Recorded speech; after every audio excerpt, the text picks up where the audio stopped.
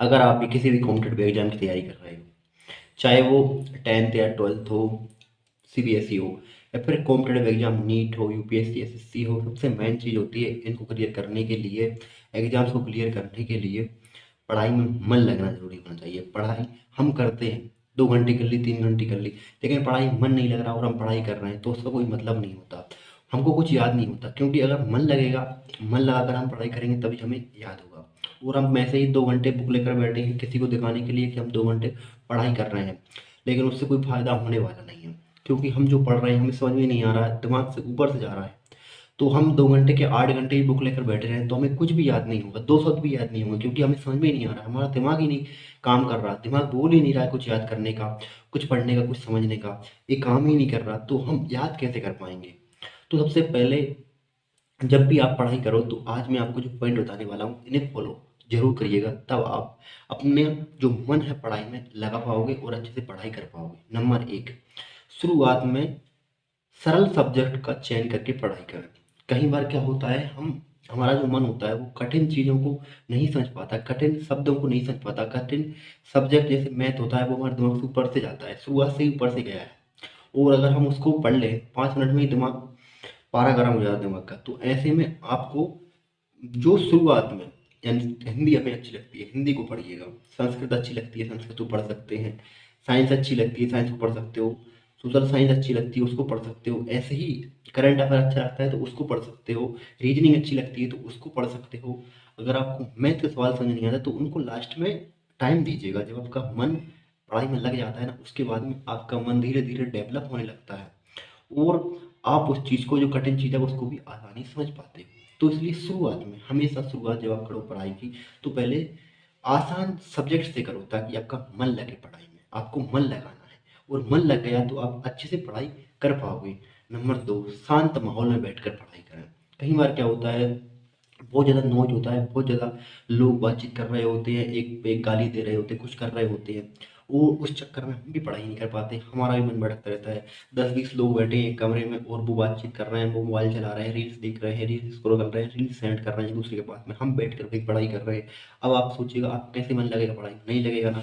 तो आप उन लोगों से दूरी बना लीजिएगा, ऐसे रूम में पढ़ाई कीजिएगा जहाँ पर आप अकेले हों, आप और आपकी बुक्स हों, उसके अलावा और कोई ना हो, ताकि आपका मन लगे पढ़ाई में और आप अच्छे से पढ़ाई कर पाओ, आप जो पढ़ो आपको समझ में आए और अच्छे से आप याद कर पाओ। नंबर तीन, हर चीज़ को समझ कर पढ़ाई करें। कई बार क्या होता है, हम सिर्फ चीज़ों को याद करते हैं, यानी कि समझते नहीं है। जैसे कि हमें क्वेश्चन मिले 5 स्टार्टिंग में याद करने को, हम 5 क्वेश्चन को याद करने लगते हैं, लेकिन उनको हम एक बार भी नहीं पढ़ते। यानी कि पहले उन चीज़ों को पढ़िएगा, उनको समझिएगा, उनका कॉन्सेप्ट समझिएगा, चैप्टर कौन सा है, किस तरीके की बारे में, ऐसे का किस तरीके का क्वेश्चन है, किसके बारे में पूछा गया है, ये आपको समझ में आना चाहिए। आपको पता होना चाहिए कि आप इसके बारे में अपने थ्रू, यानी कि जो आपकी बुक की भाषा है उसके अलावा आप अपने थ्रू क्या लिख सकते हैं, इसमें आप क्या अटैच कर सकते हैं, इसमें आप वो देखिएगा। आप जब उस चीज़ को पढ़ोगे तो आपको समझ में आएगा कि आप इसमें बहुत कुछ जानते हैं और आप इसमें अपने मन से भी कुछ पॉइंट ऐड कर सकते हैं। जैसे कि बुक की भाषा कुछ अलग होती है और आप कुछ अलग, जब हम नोट्स बनाते हैं तो उनको अच्छे से अटैच कर देते हैं और वो भाषा में अच्छे से समझ में आ जाती है। नंबर चार, मोबाइल का यूज करें। पढ़ाई करते वक्त मोबाइल का यूज करके आप कई सारे डाउट को क्लियर कर सकते हैं। अब मैं ये नहीं बोल रहा कि आप मोबाइल चलाते रहिए, रील्स स्क्रॉल करते रहिए, मेरा कहने का मतलब सिर्फ इतना है, मोटिव इतना है कि आप जब पढ़ाई करो तो कई सारी चीज़ें ऐसी होती हैं, कई सारे डाउट ऐसे होते हैं जो हमारे क्लियर नहीं हो पाते। हम जब किसी चीज़ को पढ़ते हैं तो वो हमारे अंदर एकदम बुहाल सा मचा देता है, भूकंप सा आ जाता है हमारे अंदर कि यार ये चीज़ तो मैं समझ में आ ही नहीं रही, इसको क्या कैसे करूँगा। अब फिर हमारे मन में यही होता है कि जल्द से जल्द इस चीज़ का ना तोड़ समझें, सॉल्यूशन समझें, सॉल्यूशन, इसका आंसर हमें पता होना चाहिए। जब तक हम उस चीज़ की तह तक नहीं पहुँच जाते, जब तक हम उस चीज़ को जान नहीं लेते, उसके सॉल्यूशन को नहीं जान लेते, उसके आंसर को नहीं जान लेते, हमारे अंदर भूकंप सा आता रहता है और वो भूकंप अंदर ही अंदर, अंदर ही अंदर हमें, हमारा मन डिस्ट्रैक्ट कर देता है, यानी किसी चीज़ पर लगने ही नहीं देता। तो उस वक़्त अगर आपका मन किसी चीज़ को लेकर, किसी सब्जेक्ट को लेकर, किसी टॉपिक को लेकर, किसी एक क्वेश्चन को लेकर अगर आपका मन डाइवर्ट हो रहा है, आपको समझ में नहीं आ रहा, बुक में अलग है और आपको कुछ अलग ही आंसर पता है उसका, तो अब आपके मन में तो अलग अलग आंसर जोड़ेंगे, बुक का आंसर, आपके आपने जो पढ़ा है उसका आंसर। अब आपके पास एक ऑप्शन है, एक सॉल्यूशन है। अब आप मोबाइल का यूज कीजिएगा, उस क्वेश्चन को सर्च कीजिएगा गूगल पे, कहीं पर भी, यूट्यूब पर, आप जिस भी वेब ब्राउजर यूज करते हैं उस पर सर्च कर लीजिएगा। उसके थ्रू आप अपने डाउट को कट कर सकते हैं और आपका डाउट जो है वो सॉल्व हो जाएगा और आपके मन में जो बवाल आएगा वो खत्म हो जाएगा। नंबर 5, सुबह उठकर मेडिटेशन कीजिएगा। अगर आप सुबह उठकर मेडिटेशन करोगे तो 15 से 20 मिनट का मेडिटेशन बहुत ही हेल्दी होता है। आपके जो मन का जो विकार होता है, नेगेटिव एनर्जी होती है, वो शांत हो जाती है और आपका मन किसी एक चीज़ पर, किसी एक टारगेट पर फोकस कर पाता है। आपको खुद पता है कि हमारे प्राचीन समय में ऋषि महामुनि होते थे, वो ध्यान करते थे और बड़े बड़े ग्रंथ उन्हें जुबानी याद होते थे। वो किसके थ्रू होते थे? मेडिटेशन के थ्रू होते थे, क्योंकि वो किसी भी एक चीज़ पर अच्छे से ध्यान केंद्रित कर पाते थे और अच्छे से किसी भी चीज़ को याद कर पाते थे, जिसके थ्रू वो बड़े बड़े ग्रंथों को याद कर लेते थे। बड़े बड़े समय से पहले का बातचीत, यानी कि जो समय आज वर्तमान में चल रहा है लेकिन कल क्या होने वाला है वो भी उनको पता चल जाता था।